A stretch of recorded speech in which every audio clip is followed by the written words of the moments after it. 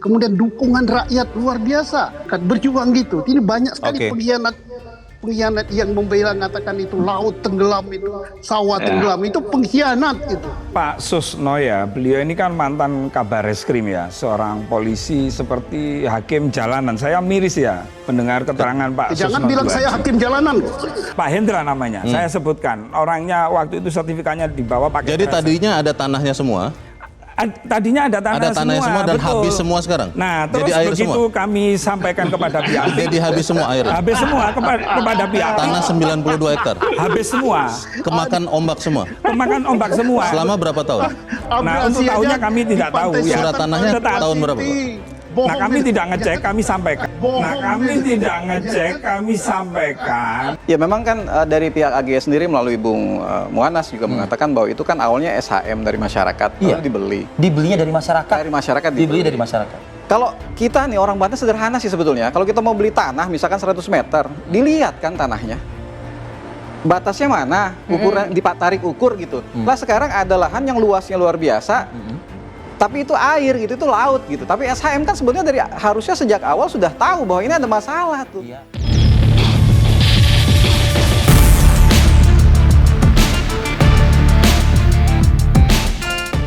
Saya tahu dari awal, saya ceritain, saya tahu-tahunya identitas anak saya terjadi seperti ini, gitu.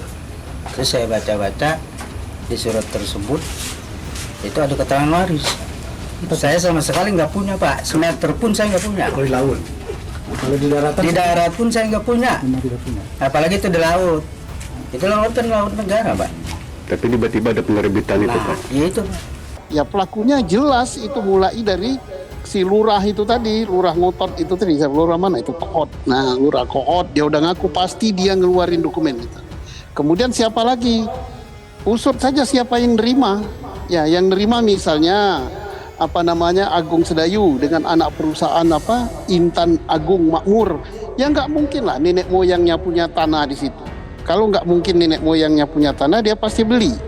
Belinya pasti nggak beres, notarisnya pasti kena juga itu. Pak Susno, Anda mengatakan kelamaan itu 2 pekan. Emang yang harusnya tidak kelamaan itu berapa lama, Pak Susno? Ya ini sudah bisa, kepala desanya tuh sudah bisa ditangkap kan? Dokumen palsunya udah banyak dan ada masyarakat yang mengatakan KTP-nya dipinjam, diapakan, suruh mengaku itu udah bisa dari kepala desa ditangkap, kemudian dari orang pihak agraria atau BPN ATR-nya sudah diumumkan Pak Nusron, tangkap juga, kemudian notaris menjual belikan laut itu ditangkap juga. Kemudian siapa pembelinya? Nggak usah takut sama pengusaha besar. Lah ini kedaulatan negara loh yang dijual. Bukan jual sebidang kebun yang ada di darat, laut dijual.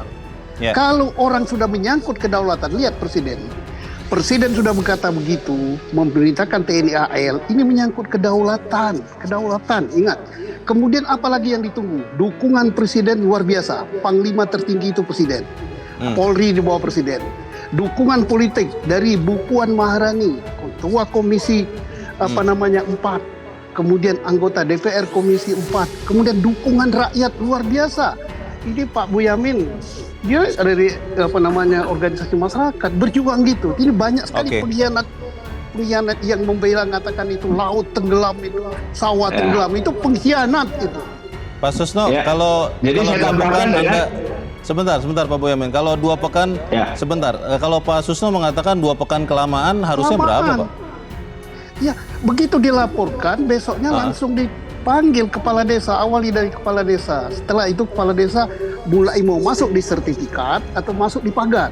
Kalau pagar itu serahkan aja itu kepada KKP. Tapi masuk di sertifikat itu kejahatan besar sekali. Yang disampaikan Pak Susno ya, beliau ini kan mantan kabar reskrim ya, seorang polisi seperti hakim jalanan. Saya miris ya mendengar keterangan Pak Susno. Jangan bilang saya hakim jalanan. Anda ini bukan, dengan jenengan mengatakan pengkhianat. Mohon maaf Pak Susno, saya juga melakukan investigasi. Saya ketemu namanya Pak Hendra, Pak. Siapa itu? Pak Hendra itu di Sukadiri, bukan di daerah Koot. Siapa dia? Pak Hendra itu punya tanah, Pak, 92 hektar. SPPT-nya 80 hektar, terus kemudian sertifikatnya. Bentar dulu Pak Susno, bentar dulu. Orang ini banyak ngomong. Bentar dulu Pak Baik, Susno. Pak Susno, kita beri Nggak kesempatan boleh otoriter kepada Pak Gus Rofi. Susno. Oke, Gus Rofi langsung Nggak boleh lanjutkan otoriter. saja. Saya ini mau cerita. Gus Rofi lanjutkan saja Ya. bicaranya. Jadi begini, Pak Hendra itu menawarkan tanahnya karena dianggap saya berkomunikasi, kan saya mengadvokasi tuh Menawarkan masyarakat. tanah kepada Minta tolong kepada kami untuk dijual. untuk dijual Kepada PT. Saya sebutkan aja PT PIK. Lalu kemudian dia membawa AJB ada, terus kemudian sertifikat ada, SPPT ada. Lalu saya sampaikan, namanya orang datang ke kantor kami. Saya sampaikan kepada pihak PIK, Mas, ini ada orang minta tolong, dia punya tanah, tapi Pak Hendra ini nggak cerita kalau tanahnya itu mengalami abrasi. Di mana? Di Sukadiri. Sukadiri. Itu ada, bisa ditanya itu orangnya. Hendra, oke. Pak Hendra namanya, saya sebutkan. Orangnya waktu itu sertifikatnya dibawa pakai. Jadi tadinya ada tanahnya semua? Tadinya ada tanah tanahnya semua dan betul. habis semua sekarang? Nah, terus jadi air begitu semua? kami sampaikan kepada pihak. Jadi habis semua air? Habis semua kepada pihak. Tanah 92 hektar? Habis semua. Kemakan ombak semua? Kemakan ombak semua. Selama berapa tahun? Nah, untuk tahunnya kami tidak tahu ya. Surat tanahnya tahun berapa? Nah, kami tidak ngecek, kami sampaikan, pihak PIK ngomong, kalau tanah itu mengalami atau berbau air laut, kami tidak siap. Kalau tanah berbau air laut? Berbau air Maksudnya laut. berbau air laut bagaimana? Ya, seperti kayak tenggelam itu. Oh, tanahnya hilang, jadi tinggal Tanahnya air hilang. lautnya. Karena sampai Pak Hendra itu bilang, nggak apa-apa Gus, Sebentar lagi dibeli berapa bulan di aja yang sertifikat. penting. Tapi ternyata PT tetap nggak bisa, gitu loh. Jadi tidak pernah membeli Ini maksudnya fakta, ya? ini bisa dihadirkan kok ke Metro. Baik. gitu loh. Ini di Kita- Sukadiri ya, bukan di Kohot. Baik. Ya memang kan dari pihak AGS sendiri melalui Bung Muanas juga mengatakan bahwa itu kan awalnya SHM dari masyarakat, Iya. lalu dibeli. Dibelinya dari masyarakat. Dari masyarakat Dibeli dari masyarakat. Kalau kita nih orang Banten sederhana sih sebetulnya. Kalau kita mau beli tanah misalkan 100 meter, dilihat kan tanahnya. Batasnya mana, ukuran tarik ukur gitu. Lah sekarang ada lahan yang luasnya luar biasa. Tapi itu air gitu, itu laut gitu. Tapi SHM kan sebenarnya harusnya sejak awal sudah tahu bahwa ini ada masalah tuh. Iya, betul. Ada problem kan seperti itu. Oke. Jadi SHGB yang disampaikan 263 itu bukan di sepanjang pagar laut itu. Di mana sertifikat 263 itu, seperti yang disampaikan Pak Menteri itu hanya ada di desa Kohot. Nah, memang saya waktu di salah satu media televisi, hasil wawancara saya itu ditayangkan, Bang. Iya. Memang sebelumnya itu ada sejarah, ada tanah warga yang mengalami abrasi.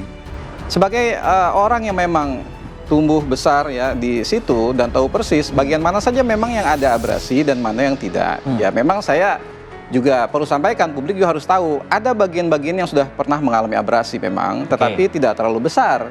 Dan sebagiannya sudah terselamatkan dengan penanaman mangrove secara swadaya, dan ada juga yang menggunakan program-program CSR, kemudian juga ada juga dari pemerintah. Itu sudah ada yang sudah kembali gitu. Jadi kalau dikatakan ini tadinya darat kemudian hilang, saya pikir jumlahnya juga tidak terlalu signifikan gitu. Banyakkah persentasenya misalnya? Ya ada lah, mungkin di bawah 10% lah. Oke, tapi termasuk di bagian pagar laut seluas sepanjang 30,16 ini, apakah masuk dalam bagian situ? Yang saat ini sudah sangat jauh dari situ. Artinya yang pagar ini memang betul-betul laut dia, bukan lagi bibir pantai kan. Penancapan bambu-bambu tersebut itu dilakukan secara terang-terangan. Masyarakat secara terbuka kenal siapa yang menancapkan dan tahu. Jadi menurut saya ini juga tidak masuk akal ketika semuanya serba ujuk-ujuk terus bilang tidak tahu, gitu ya. Saya harus sebutkan bahwa ini harusnya karena bukti-bukti juga sudah jelas, saksi juga banyak. Ini dari mulai kepala desa, aparat pemerintahan di Kabupaten Tangerang, ya, ini harus diperiksa menurut saya. Terbagi ada berapa pecahan sertifikat. Nah, si kepala desa ini mengerahkan lah, dalam tanda petik mengerahkan individu-individu. Individu itu salah satunya adalah warga. Nah, gimana caranya? Itu dibohongi, dimintain KTP. Nah, kemudian dibikinlah PM1. Itu istilahnya PM1. PM1-nya diurus sama pihak kepala desa gitu, dan kroni-kroninya juga gitu ya. Nah, salah satunya adalah warga kami. Itu anaknya itu diminta KTP tanpa sepengetahuan untuk dibuatkan ternyata SHGB. Nah, dalam prosesnya itu PM1-nya itu bukan hanya PM1 dalam untuk peningkatan sertifikat, tapi dibuatkan surat keterangan waris. Jadi seolah-olah ayahnya sudah meninggal, sehingga asal usulnya itu meninggal. Saya tadi agak kecewa dengan pernyataan Pak Sekjen. Hati-hati, Pak Sekjen menyampaikan bahwa kami hati-hati dalam mengawasi siapa mereka yang telah membangun pagar laut. Ini kok hati-hati untuk siapa sih, Pak? Bukankah dalam temuan saya, Pak, saya pada saat reses kemarin ada keluhan pada nelayan kita, Ibu Ketua, itu nelayan untuk bangun satu keramba saja, keramba di laut ya, keramba, mau keramba tancap atau keramba apung, itu sudah dikejar-kejar harus bayar PNBP. Nah ini sudah 30 km dibangun, harus hati-hati. Waduh, kita ini kok pro oligarki banget gitu loh. Saya harus sampaikan di